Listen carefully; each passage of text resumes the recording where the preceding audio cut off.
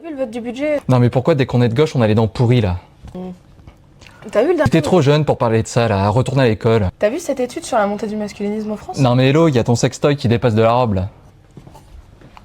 Vous diriez ça à quelqu'un dans la vraie vie? Eh bien, en tant que femme journaliste, c'est ce qu'on reçoit quotidiennement sous nos vidéos. En regardant les commentaires masqués sous une douzaine de vidéos différentes, j'ai pu collecter une centaine de captures d'écran de messages désobligeants, insultants ou sexistes à l'encontre des journalistes femmes. Pour Malik Ebour, c'est encore une autre histoire. En fouillant dans les commentaires sous le même nombre de vidéos de mon collègue Florian Simeoni, il n'y a aucun commentaire insultant.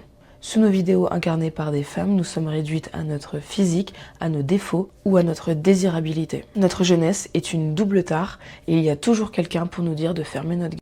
Selon une étude de l'UNESCO, 73% des femmes journalistes déclarent avoir déjà été cyberharcelées. Pour m'éclairer sur cette haine des femmes qui ne font autre que faire leur travail, j'ai questionné Laure Salmona, directrice de Féministes contre le cyberharcèlement. Alors j'ai un spoiler, hein, c'est le sexisme.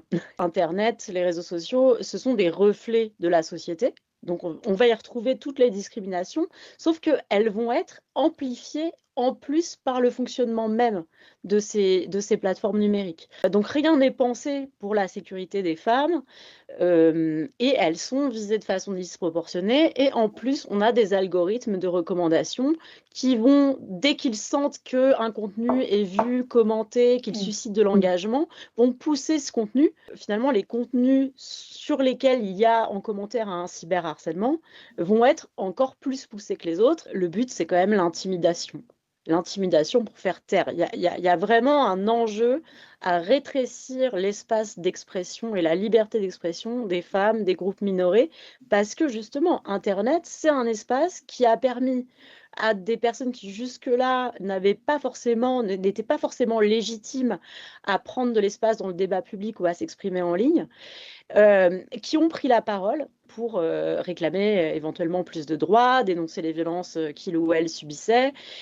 Et du coup, en réaction, il y a cette forme de backlash qui est l'idée qu'il faut intimider ces personnes pour les silencier, pour les réduire au silence et pour faire en sorte que surtout elles soient poussées hors de ces espaces en ligne. L'idée, c'est vraiment de faire en sorte que les femmes soient terrifiées ou dégoûtées ou blasées, qu'elles arrêtent de prendre la parole. C'est ce qu'on appelle le chilling effect.